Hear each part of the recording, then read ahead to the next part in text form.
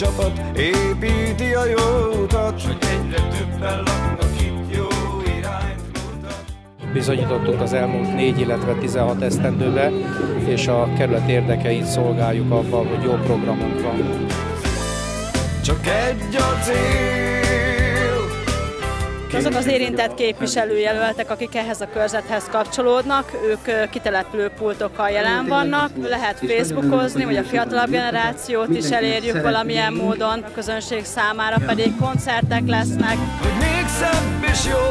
De én azt gondolom, hogy a legfontosabb az egészben az, hogy találkozni tudunk az emberekkel. Itt a kerületben nagyon szinte biztos vagyok benne, hogy nyerni fogunk, így mindenféle téren, tehát polgármesterileg is és egyéni jelöltként is.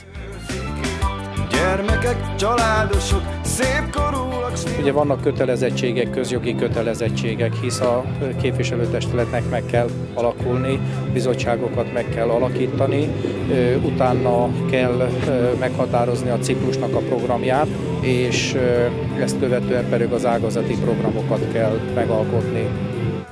Szerintem az a dinamizmus, ami eddig megvolt, az megmaradhatna, és akkor minden rendben lesz ezzel a kerülettel. Én úgy tudom, hogy az egyik legjobb kerület Budapesten. Tóth József, szeretnénk a következő 4 évben is ő lenne azért, mert szeretné a családokat segíteni, szeretné a nyugdíjasokat segíteni, és a szociálisan, maximálisan megkapunk, ami szükség van. Tudom azt, hogy harmadszor, negyedszer, ötödször nyerni olimpiai bajnokságot mindig nehezebb, mint az elsőt megszerezni.